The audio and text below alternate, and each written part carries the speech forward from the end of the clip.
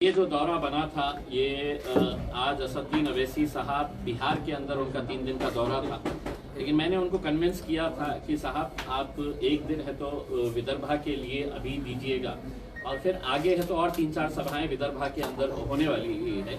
तो अभी वो बागडोगरा से दिल्ली पहुंचे, दिल्ली से औरंगाबाद की फ़्लाइट लिए, औरंगाबाद की फ़्लाइट अभी CISF का फ़ोन आया है, वो लैंड हो चुकी है और वो 5 मिनट के अंदर वहाँ से निकल जाएंगे। उनकी गाड़ी खास आई है, तो हम ये एक्सपेक्ट कर रहे हैं कि बाय 8:45 से 9 के बीच में असदुद्दीन अवैसी साहब आ जाएंगे। उससे पहले हमारी सभा शुरू हो जाएगी और असद साहब डायरेक्ट तो सीधा स्टेज के ऊपर ही आएंगे। बहुत सालों से यहाँ के विदर्भा की हमारी टीम की ये मांग थी कि हमने अकोला के अंदर आना चाहिए और ये प्रोग्राम तकरीबन मेरे हिसाब से 1-2 महीने पहले बन चुका था, लेकिन लोकसभा का अधिवेशन आया, फिर मेरे पास एक IJ फेस्टिवल होता है, उसकी वजह से मैं डेट नहीं दे पा रहा था। आज ये मौका मिला है यहाँ पर आने का, तो मैं मेरे तरफ से कुछ ना बोलते हुए यकीनन आप लोगों के मन में बहुत सारे सवाल होंगे, तो अगर सवाल जवाब से ही अगर शुरू कर दें तो ज़्यादा बेहतर लगेगा। इम्तियाज भाई, अकोला में सभा लेने का कुछ खास कारण है? विदर्भा के अंदर हम लोग जो हमारी प्लानिंग थी वो प्लानिंग के हिसाब से हम 4 जगह के ऊपर विदर्भा के अंदर कहाँ लेना है।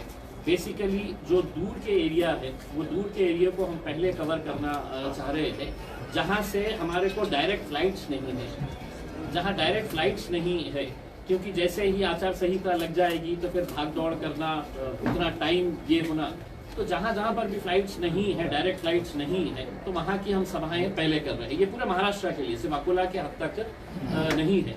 और अकोला भी एक अच्छा हमारा ये है, बालापुर के अंदर हमने इलेक्शन लड़े थे, 46,000 वोट हमने बालापुर के अंदर दिए थे।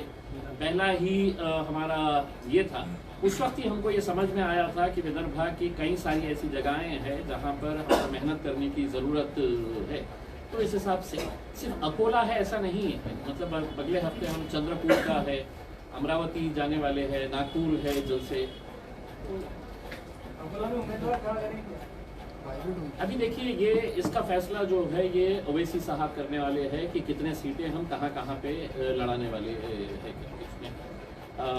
तो ये इसका जवाब जो है वो मैं आज असद साहब आ जाएंगे तो हम बहुत सारी बातों के ऊपर चर्चा करना है। अभी तो मेरा भी अटका हुआ है कि मैं कहाँ से लड़ने वाला हूँ। किस पार्टी से अध्यक्ष है? आप महाराष्ट्र के प्रदेश अध्यक्ष है, तो जिम्मेदारी है कि महाराष्ट्र के जमीनी स्तर पर और पार्टी संगठन मजबूत करने के लिए आपका क्या प्लान है? देखिए 5 साल पहले की मजलिस और आज की मजलिस के अंदर ज़मीन आसमान का फ़र्क है। बहुत ज़्यादा मेहनतें की गई है। जो अच्छा काम कर रहे हैं उनको आगे बढ़ाया गया है, जो नहीं काम कर रहे हैं उनको घर पे बिठाया गया है। तो ये हमने फैसले लिए हैं। तो यकीनन जहाँ पर भी हमारा ऑर्गेनाइजेशन सेटअप मजबूत रहा है, जहाँ पर अच्छा काम हुआ है, आखिर में राजनीति के अंदर लोग क्यों आते हैं कि भैया हमको चुनाव लड़ना है, हमारे एरिया से चुनाव लड़ने का है। तो ये कार्यकर्ताओं को भी वहाँ पे एक मजबूती मिलती है जब हम चुनाव लड़ते हैं। तो कुछ सीटें तो हमने आइडेंटिफाई किए हैं, लेकिन कितने अब लड़ना है करके, क्योंकि हमारे पास एक ही स्टार है और हर एक की ख्वाहिश रहती है कि वही स्टार में आना और कैंपेनिंग करना है करके, जबकि हैदराबाद के अंदर पूरे के पूरे जाके बैठने वाले हैं ओवैसी साहब के पीछे पढ़ने के लिए। तो ये सब चीज़ों को कंसिडर करते हुए हम बहुत ही कैलकुलेटेड तरीके से जहाँ बिल्कुल मजबूत है वहीं पे हम उतरेंगे। मेरे ख्याल से जमीनी स्तर पर पार्टी का क्या जन समस्याओं को लेकर जो एक मुद्दे रहते हैं कि जिससे पब्लिक जुड़े और पब्लिक में पार्टी के प्रति एक सहानुभूति के नहीं, हाँ ये अपने लिए कुछ कर रहा है, ऐसा कुछ प्लान है क्या पार्टी? देखिए हमने हमारे लेवल के ऊपर तो करे हैं, हमने रेगुलर बेसिस के ऊपर जो भी रिपोर्ट्स आती है। आजकल ये देखिए राजनीति के अंदर 3 तरह के नेता होते हैं। एक वो होता है जो ज़मीनी स्तर के ऊपर रहता है, हर मुद्दे के ऊपर वो ज़मीन पे जाता है। दूसरा ये होता है कि वो एक निवेदन लेके जाता है और साथ में है तो 4 फोटोग्राफर्स को लेके जाता है, अधिकारियों को निवेदन देते हुए फोटो खिंचाता है और वो उसकी नेतागिरी होती है। और तीसरा आजकल ये है कि YouTube वालों को बुलाते हैं घर के ड्राइंग रूम के अंदर और हर मुद्दे के ऊपर है तो वो अपनी राय मशवरा रख देते हैं। तो ये 3 है इसके अंदर। तो जो पहला वाला है जो ज़मीन के ऊपर उतरता है वही कामयाब होने वाला है। ना तो आप प्रेस कॉन्फ्रेंस लेके YouTube वालों को बुला के अपना स्टेटमेंट दे के या सिर्फ है तो मेमोरेंडम देते हुए फोटो खिंचा के, तो ये सच्चाई है इसमें। आप कहाँ देखते हैं ये तीन में से? आपको खुद को कहाँ सर, ये तो मेरी औरंगाबाद की आवाम मुझे बता सकती है इसके अंदर। मैंने ऐसा कौन सा मुद्दा नहीं है जिसके लिए मैं रास्ते के ऊपर नहीं उतरा हूँ। कहाँ तक जिस लेवल के ऊपर लड़ना है, आज आप औरंगाबाद के अंदर जाके देखिएगा कि 2019 के अंदर जो लोगों को डर बिठाया गया था कि MIM आएगी तो ऐसा हो जाएगा, उसके अंदर प्रचार ही ऐसा किया जाता था कि हिरवा पाइजे का भगवा पाइजे, खान पाइजे का बान पाइजे, ये इस तरह के नारे लगाए जाते थे। अब वो पूरी तरीके से टोटल ही मतलब बदल चुका है। अब आप आने वाले वक्त के अंदर देखेंगे। लेकिन आपको अभी ऐसा पता चला है कि आप औरंगाबाद जो है वो मतदार संघ बदलने वाले, मुंबई से लड़ने वाले हैं। देखिए, मेरे ये है कि अभी जिस तरीके की राजनीति चल रही है, दुर्भाग्यवश ये कहिएगा कि हिंदुस्तान के अंदर इतनी घटिया और घानेडी राजनीति किसी राज्य के अंदर नहीं है जो राजनीति आज हम महाराष्ट्र के अंदर देख रहे हैं। ये सच्चाई है कि जो लोगों को उठाकर अपनी पार्टी के अंदर शामिल किया जा रहा है, उनके पास दो ही ऑप्शन है, या तो जेल जाओ या भाजपा में आओ। तो जेल जाना कोई पसंद नहीं कर रहा है तो भाजपा में चले जा रहे हैं।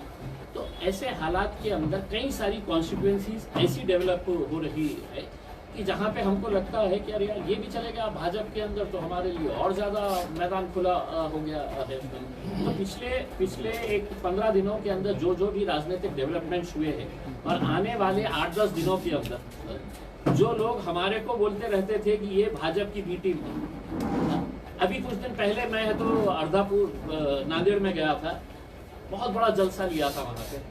तो अशोक चौहान ने से जब पूछा गया तो बोले हाँ ये भाजपा को जिताने के लिए आए हैं करके, ये बीजेपी की बी टीम है करके, और खुद जाके बीजेपी के गोद में बैठ गए हैं। मैं बुरहानपुर गया था मध्य प्रदेश के अंदर, तो उस पूरे चुनावी प्रचार के अंदर कम से कम 500 मरतबा कमलनाथ ने बोला होंगे कि ये बीजेपी की बी टीम है करके। अब कहाँ जाने का उनका इरादा है, कहाँ जा रहे थे वो? तो हम तो शुरुआत से ये कह रहे हैं, ये कांग्रेस एनसीपी के जितने भी सेक्युलर सो कॉल्ड सेक्युलर नेता हैं, ये सब इनकी खाकी से ताल्लुक है, इनके अंदर खाकी ही नजर आने वाला है। ये सब आरएसएस से जुड़े हुए लोग हैं जो सिर्फ सेक्युलरिज्म का नकाब ओढ़े हुए अपने राजनीतिक स्वार्थ के लिए अलग अलग पार्टियों के अंदर जा रहे हैं। आखिर में उनको जाना भाजपा के साथ ही है, क्योंकि उनकी मानसिकता उनकी सोच होती है। अभी जो हाल ही में जो लोकसभा चुनाव है तो उसमें किस पार्टी के साथ आप जाना युति करना पसंद करेंगे? सर, हम अनटचेबल है, हम अछूत है, हमारा कोई हाथ नहीं लगाना चाहता। जैसा कि अगर देखा जाए विधानसभा लोकसभा में पिछले गठबंधन के साथ में मैदान में थे, तो इस बार भी ऐसा प्लान है कि आगे भी किसी के साथ अगर ऑफर आता है या भी कहीं जाना पड़े तो जाएंगे क्या? देखिए, हमारा ये एक है कि भाजपा के साथ जिस किसी का भी गठबंधन है, हम उनसे कोसों दूर रहना चाहते हैं। तो वो एक गठबंधन तो खत्म हो चुका है उसमें। दूसरा, अगर कोई लाइक माइंडेड पार्टीज है तो यकीनन हमारा भी फायदा होगा और सामने वाले का भी होगा उसके अंदर। क्योंकि आज अगर आप देखेंगे, साम दाम दंड हर चीज का इस्तेमाल कौन करने वाला है, तो भाजपा और उनका अलायंस करने वाला है, ये आपको मालूम है अच्छी तरीके से। तो ऐसे हालात के अंदर या तो उनको खुली छूट दे दे कि भैया जाओ तुम लोग सरकार बना लो, हम हाथ पे हाथ धरे रहते हैं, या नहीं तो ऐसे गठबंधनों में साथ में आने की जरूरत है। और हमने बहुत पहले से ये कहा था कि MIM को हल्के में ना ले करके। मैंने कुछ दिन पहले एक फोटो ट्वीट किया था मेरी और असद साहब की पार्लियामेंट के अंदर बैठ के, और मैंने उसके ऊपर नीचे कैप्शन में लिखा था कि MIM को हल्के में ना ले करके, और ये इशारा सभी राजनीतिक पार्टियों के लिए था। औरंगाबाद जो सब समाज ने आपको एक्सेप्ट किया अभी जी, आप पहले नहीं, अभी एक्सेप्ट किया है। आप ऐसी पार्टी में आप सब समाज को जैसे नहीं, मैं आपके सवाल से थोड़ा सा ये हूँ, ये सही बात है कि 2019 के अंदर उस वक्त हमारा गठबंधन था प्रकाश अंबेडकर साहब के साथ, वंचित बहुजन अघाड़ी के साथ, और पूरा दलित समाज एक ताकत बनकर तो बहुत मजबूती के साथ हमारे साथ खड़ा हुआ था। OBC समाज था, प्लस कई सारे एजुकेटेड नॉन मुस्लिम्स थे। आप कट्टर शिव सैनिक होंगे, आप कट्टर भाजपा के समर्थक होंगे, लेकिन आपका कॉलेज में जाने वाला लड़का या लड़की हो, उसने बोला कि नहीं मैं इम्तियाज जलील को वोट दूंगा, इम्तियाज जलील को। तो ऐसे बहुत सारे वो थे। अब ये 5 सालों के अंदर उन्होंने देखा है कि जो प्रश्न हमने लोकसभा के अंदर उठाए हैं, जो मुद्दों के लिए हम लड़ रहे हैं इसमें, बाकी कोई उसके लिए आगे आने के लिए नहीं तैयार है। तो उनको अब ये रियलाइजेशन हो रहा है कि हमको किस तरीके से राजनीति के अंदर उल्लू बनाया जाता है इसमें। जैसा उदाहरण के तौर के ऊपर मेरा आखिरी भाषण धनगर समाज के ताल्लुक से था। आप वो धनगर समाज का इस्तेमाल सिर्फ इलेक्शन के हद तक करेंगे आप? 1955 से उनकी मांग है कि हमारा का भी एसटी के अंदर आना चाहिए करके। तो जब किसी को कुछ देना नहीं होता ना तो कमेटी बना दी। तो अभी 1 महीना पहले है तो उनके हाथ में लॉलीपॉप देने के लिए बोले हमें कमेटी बना रहे, वो स्टडी करेंगे। ये स्टडी कितना चलता है इसमें?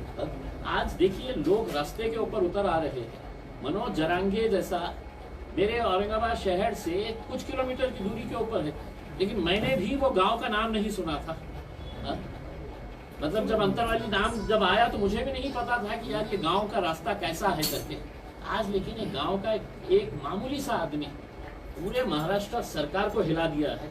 रात में 3-3 बजे तक है तो मंत्रालय के अंदर अधिकारी बैठे हुए हैं एक आदमी के खौफ से, और करोड़ लाखों लोगों उसके पीछे क्यों है कि उसकी प्रामाणिकता है, उसकी ईमानदारी है उसके पीछे कि नहीं भैया मेरे को मेरे समाज के लिए लड़ना है करके।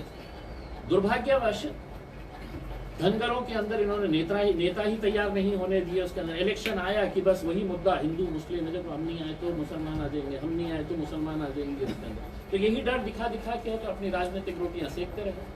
इंदिरा भाई, प्रकाश आंबेडकरांनी म्हटलं आहे की त्यांच्यावर विष प्रयोग होऊ शकतो, त्यांचं जेवण वगैरे त्यांचं औषधं तपासून त्यांना दिली पाहिजे, त्यांचा कुणाला तरी गेम करायचा असं त्यांनी एक शंका उपस्थित केली परवाच्या दिवशी। तुम्हाला काय वाटतं असं काही होईल का?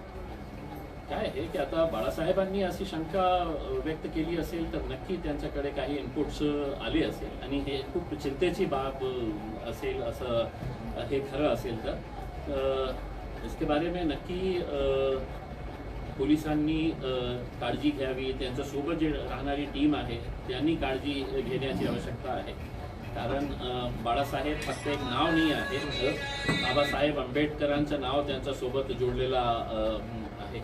तर हे खरं असेल तर खूप चिंतेची बाब आहे आणि मलाही पोलिसांना आणि त्यांच्यासोबत राहणाऱ्या टीमला हे सांगायचं आहे की खूप प्रिकॉशन घेण्याची आवश्यकता आहे।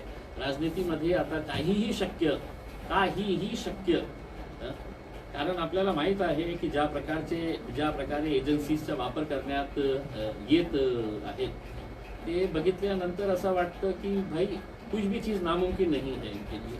सरकारनं हे यामध्ये आता इतक्यामध्ये की औरंगाबादचं नाव संभाजीनगर केलेलं आहे, तिच्या जनतेनं ॲक्सेप्ट केलं का?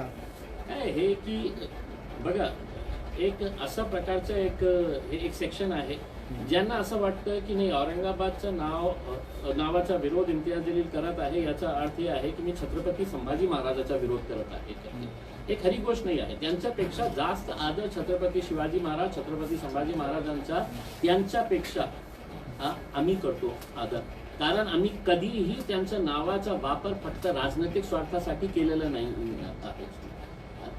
आज त्याची कोर्टामध्ये हिअरिंग सुरू आहे, हाईकोर्टात फाइनल डिसीजन यायचं आहे, लेकिन वो आने से पहले ही आप देखिएगा कि पूरी गवर्नमेंट मशीनरी ने रातों रात बोर्ड चेंज कर डाले, ये बना डाले है, लेटर पैड्स बना डाले है। याचा अर्थ काय होतो? याचा अर्थ हे होतो की आम्ही कोर्टालाही मान्य करणार नाही, हम कोर्ट को भी नहीं गिनेंगे।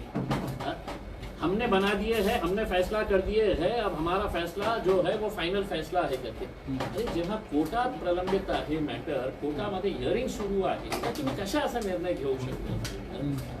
ये है, और ऐसा नहीं है कि एक शहर का उनके एजेंडा के अंदर जो सरकारें इतिहास बना नहीं सकती है वो इतिहास सिर्फ बिगाड़ने का काम कर रही है।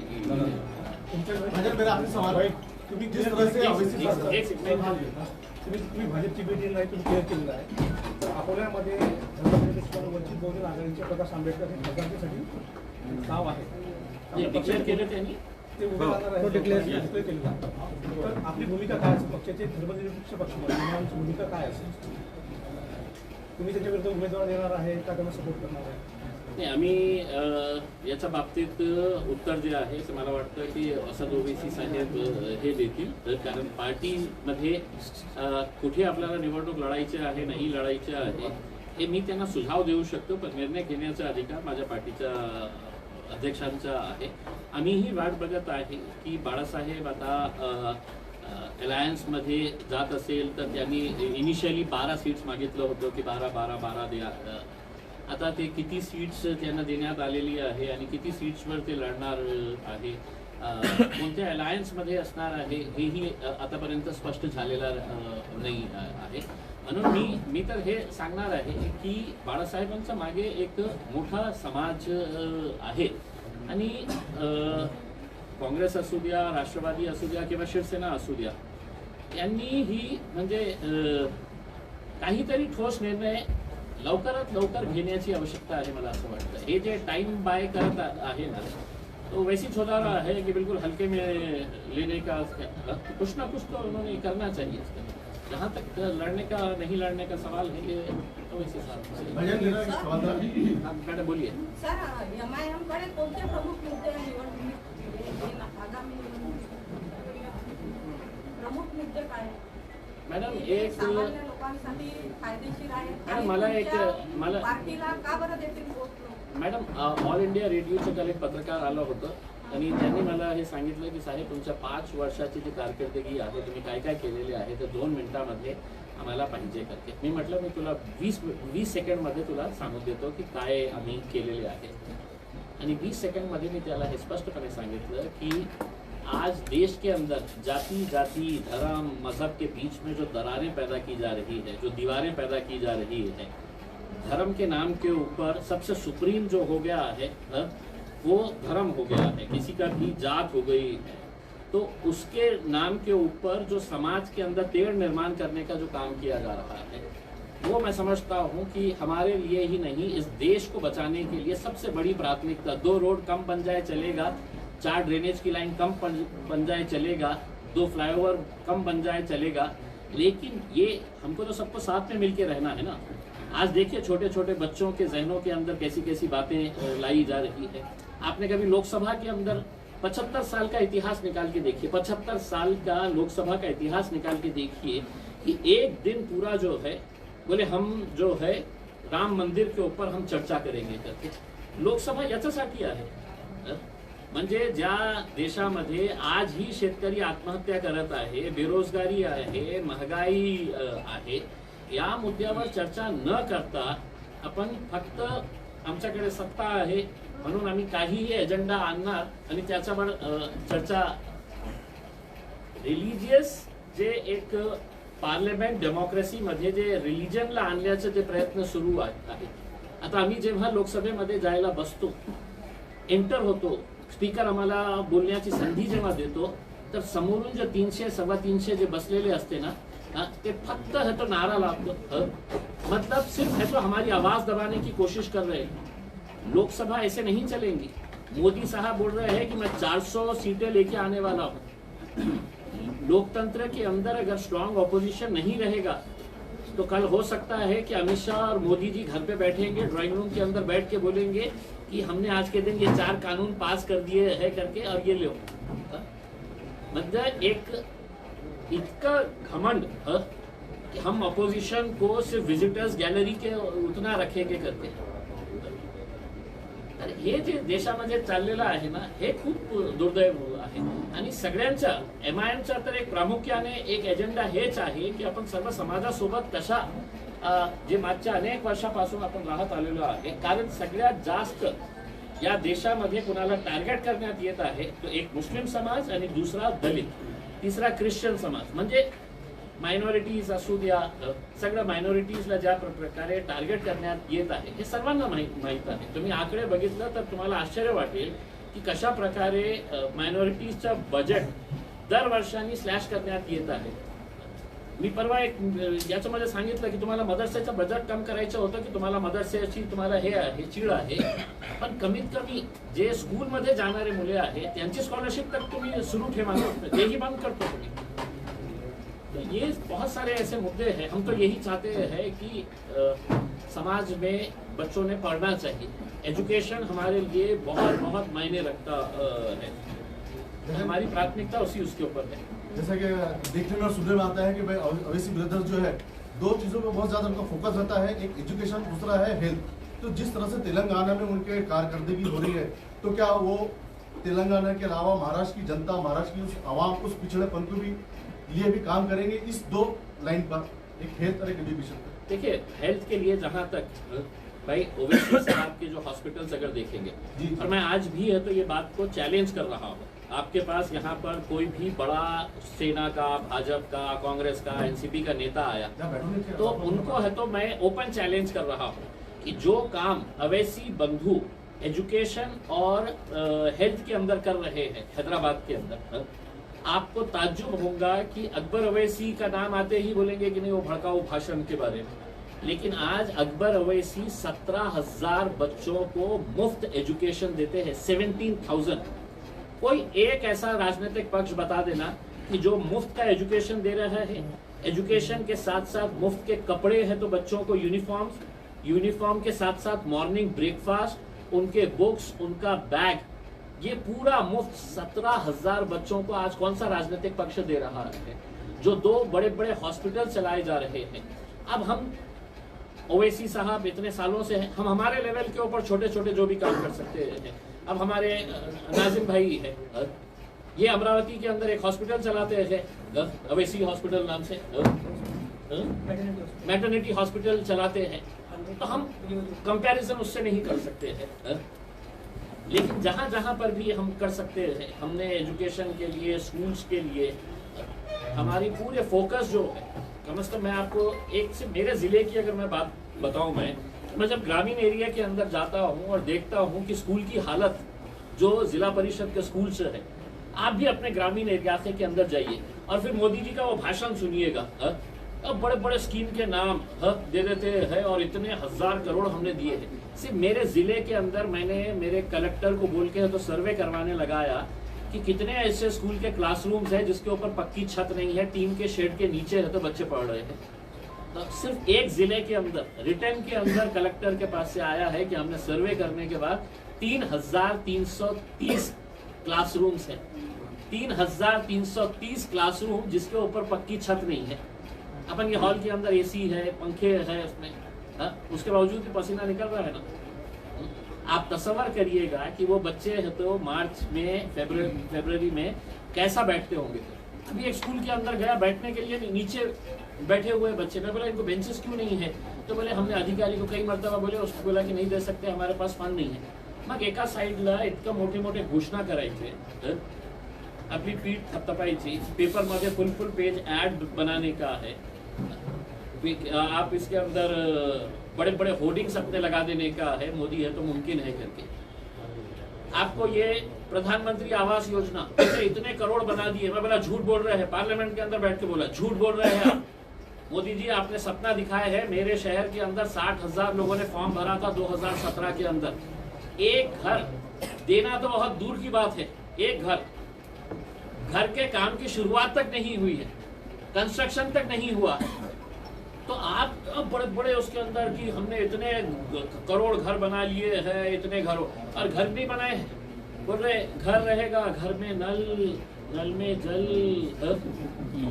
ये सब चीजें, तो ना घर है, ना नल है, ना जल है, फिर काय के लिए हमारे को आप बड़ी बड़ी बातें कर रहे हैं करके। उनके जितने भक्त हैं तो वो जैसे ही वो करे तो वो तालियां बजाना शुरू कर डालते हैं, मतलब एक्सपर्ट हो गए वो तालियां बजाने के लिए। कुछ बोर्ड को लेकर कुछ उसको खत्म करने की ऐसी चल रहा है क्या वक्फ बोर्ड? देखिए, वक्फ बोर्ड को केंद्र सरकार खत्म करने की कोशिश कर रही है। वो बिल लाना चाह रहे हैं कि वक्फ बोर्ड का पूरा अस्तित्व खत्म कर दिया जाए और उसको रेवेन्यू डिपार्टमेंट के हवाले कर दिया जाए करके। जबकि हकीकत ये है कि वक्फ जो है वो एक स्पेशल पर्पस के लिए और एक स्पेशल कॉज के लिए बनाया गया था उसमें। लेकिन आज अगर देखा जाए तो वक्फ की पूरी ज़मीनें कहाँ चली गई है, किसके इशारों के ऊपर गई है, किसने इसको बंदर बाट कर दिया है, तो अब वक्फ के अंदर क्या बचा हुआ है। लेकिन ये है कि एक कम्युनिटी को टारगेट करो किसी तरह से, जो भी उन्होंने जितना भी अगर डेवलपमेंट कर रहे हैं तो उसको भी कैसा रोका जा सकता है, उस इरादे से उनका बिल लाने का मकसद है। लेकिन हम पार्लियामेंट के अंदर उसका विरोध करेंगे। कुछ बुद्धिजीवियों का कहना है कि भाई ईवीएम में धांधली हो सकती है तो बैलेट पेपर पर आना चाहिए, आपका क्या कहना है? देखिए, लोगों का अगर विश्वास अगर किसी चीज के अंदर नहीं है तो सबसे बड़े लोकतंत्र के अंदर जो सबसे बड़ी ताकत जो होती है वो लोगों की होती है। और लोगों का अगर विश्वास नहीं है, आपसे बुद्धिजीवी की बात क्यों कर रहे हैं? अगर आप कॉमन आदमी से भी अगर सड़क के ऊपर पूछ लेंगे कि तुझे ईवीएम चाहिए या बैलेट पेपर चाहिए, तो बैलेट पेपर कहेगा उसमें। और मतलब टेक्नोलॉजी, साइंस एंड टेक्नोलॉजी इतनी आगे बढ़ चुकी है साहब। हमारे पास एमएससीबी के बड़े बड़े ऑफिसर्स आए और उन्होंने बोले कि साहब हम पूरे शहर के मीटर चेंज कर देने वाले हैं करके, और इलेक्ट्रॉनिक मीटर लगाने वाले हैं करके, वो टेम्परिंग ही नहीं होते हैं करके। मैं बोला चलिए साहब 15,000 रुपये ले रहा है अभी टेम्परिंग करने के ऊपर। लगाने से पहले ही उसकी टेम्परिंग का रेट फिक्स हो गया था कि 15,000 रुपये में हम तुम्हारा मीटर टेम्परिंग करके दिला लीजिए करके, उसमें क्या क्या काड़ी कूड़ी करने का है करके। तो हर चीज ये है। और अगर लोगों का विश्वास नहीं है तो आप क्यों जिद कर रहे हैं भाई? इतने सालों तक बैलेट पेपर के ऊपर ही था ना। आप क्यों सुबह काउंटिंग स्टार्ट कर रहे हैं और शाम तक है तो आपको रिजल्ट दिलाने का, रात में 9 बजे आपको टीवी के सामने आके बैठ जाने का, और फिर है तो मोदी जी ने देखो क्या क्या क्या क्या क्या कर दिया है करके। 1 दिन की जगह 2 दिन होगा, 2 दिन की जगह 3 दिन होगा। उसमें पहले बैठते थे ना लोग, रात भर काउंटिंग होती थी ना उसमें। तो लोगों का अगर नहीं है तो चैलेंज एक्सेप्ट करिए। मोदी जी ने बोलना चाहिए हम सब अभी रख दे रहे हैं, हम बैलेट पेपर के ऊपर कर रहे हैं। ईवीएम होने के बाद से भी डिस्टेंस बहुत रखा ना काउंटिंग का उसका 1 महीने का, पिछले उसमें तो 1 महीने का ये था उसमें। ये काय के लिए फिर जब तू इतनी तत्परता है कि डिस्टेंस क्यों रख रही उससे सवाल क्यों कर रहे हैं? आपके सवाल में ही आपका जवाब है। सर वो अभी भी ज्ञानवापी पर भी सवाल उठाई जा रही है, आपका कहना क्या है? देखिए, ये बहुत ही दुर्भाग्य की बात है कि आप एक तो ठीक है, हम अदालतों का आदर करना एक अलग बात है, लेकिन अदालत अगर आस्था की बुनियाद के ऊपर अगर फैसले देना शुरू कर डाले तो ये देश के लिए बहुत घातक है। कोर्ट जो है वो एविडेंस देखना चाहिए, और सिर्फ ये है कि इनकी आस्था है करके। तो मेरी आस्था है कि मैं जाके तो नरेंद्र मोदी जी के घर के अंदर जाके बैठ जाऊँ करके, इसके अंदर मेरी ख्वाहिश है। तो एक हो गया है, क्या क्या हुआ है बाबरी मस्जिद का, राम मंदिर के बनने तक का सफर, बाबरी मस्जिद को शहीद करने के बाद क्या क्या हुआ था देश के अंदर, ये सभी लोग जानते हैं। लेकिन अब ज्ञानवापी के बाद है तो आपका मथुरा की ये है। अब वीएचपी वाले बम्बई में आके एक ऐलान करके गए हैं कि जो पुराना जो एक्ट है जिसके हिसाब से religious places of worship act जो है उसको हम मानेंगे नहीं। उसको हम मानेंगे नहीं मतलब ये है कि कल किसी भी मस्जिद के ऊपर वो दावा कर सकते हैं कि साहब ये मस्जिद के नीचे ये था करके। 450, 500, 600 साल पुरानी बातें हैं, उस वक्त क्या सर्कमस्टेंसेस रहे होंगे। ऐसा कहा जाता है कि जो मंदिर पीट रहे हैं, लेकिन एक आम हिंदू से भी अगर आप बात करेंगे, हमारे हिंदू भाइयों से भी अगर बात करेंगे तो उसको भी आज के दिन है तो रोजी रोटी की फिक्र है, उसको भी अपने बच्चे को है तो नौकरी के ऊपर लगाने का है, उसको भी अपने बैंक का इंटरेस्ट लोन जो है वो कम चाहिएगा, उसका ईएमआई बढ़ते जा रहा है। घर कोई भी आज के दिन कैश से नहीं लेता है, सब बैंक से लोन लेते हैं। तो सबकी फिक्र जो है ना वो अपने रोजी रोटी के ऊपर है, रोजमर्रा की जिंदगी के ऊपर है करके। आपका धर्म आपको मुबारक, हमारा धर्म हमारे को मुबारक, घर की चौखट के अंदर रखिएगा उसमें। लेकिन उनको मालूम है कि सबसे आसान तरीका अगर सत्ता में आने का है ये है कि हिंदू मुस्लिम का खेल खेलो, तो फिर अपन आके वहाँ पे बैठे। विभागीय आयुक्त बोला कि मैं आऊंगा नहीं बाहर करके, मैं आऊंगा नहीं करके, फिर मैंने वहां से बैठे बैठे चीफ सेक्रेटरी, मैंने director general of police, home secretary और फिर फाइनली है तो मुख्यमंत्री कार्यालय को फोन करके बोला कि मैं बोला अगर ये अधिकारी लोगों को फेस करने के लिए तैयार नहीं है, आखिर में आना पड़ा उसको। लेकिन मेरे साथ 40 वो गरीब लोग जो अपना हक का पैसा मांग रहे हैं उनके ऊपर एफआईआर रजिस्टर किया गया है 40 के नाम के साथ, अन्य 500 म्हणजे उनका क्राइम क्या है पता है कि उनकी लाइफ की सेविंग है, जिंदगी भर की कमाई है। गरीब बुढ़ी है जिसका है तो जिंदगी भर की कमाई 75,000 रुपये है, किसी की 1.5 लाख रुपया है, किसी की 1 लाख रुपया है। पद संस्था ने पैसा उड़ाया लेके भाग गया है करके। आपके भी विदर्भा के अंदर बहुत सारे ऐसे पद संस्था है जो लेकर निकल गए थे पैसे। उत्तर प्रदेश में अमरावती के अंदर है अनुग्रह करके 1,500 करोड़ रुपए का है, उसका स्टेटस पता करिएगा। क्यों वहाँ पे लोग उसको उठा नहीं रहे? वहाँ पे खासदार नहीं है क्या? क्यों नहीं उठा रहे हैं पूछिए, मैं बोलता हूँ आपको। इसलिए नहीं उठा रहे हैं कि वो अनुग्रह के जितने भी डायरेक्टर्स हैं वो भारतीय जनता पार्टी को इलेक्शन के वक्त में फंडिंग करते हैं। जैसे कि उत्तर प्रदेश में जो बुलडोजर का जो इस्तेमाल किया गया, वो प्रयोग महाराष्ट्र में भी किया गया, मुंबई में, उसके बारे में आप एमआईएम की तरफ से कुछ बयान नहीं आया? देखिए क्या है कि वो कल्चर यहाँ पे लाने का उनका नहीं, हमारा बयान तो पूरा बहुत मजबूत बयान था। मैं बम्बई में लड़ने का मेरी वजह भी यही है हाँ? कि अगर तुम इस तरीके की हरकतें अगर करेंगे कि बुलडोजर लेके आके, और क्या वजह से 30-30 साल पुराने वहाँ पे छोटे छोटे गैरेज चलाने वाले लोगों को आप तुम इस तरह से बुलडोजर अगर चलाएंगे तो कहीं ना कहीं देखिए बर्दाश्त करने की भी एक लिमिट होती है। और तुम समझ रहे होंगे कि भैया ये सब खामोश बैठे हैं करके, जिस दिन फूटेगा तो उस दिन सबका फूटेगा।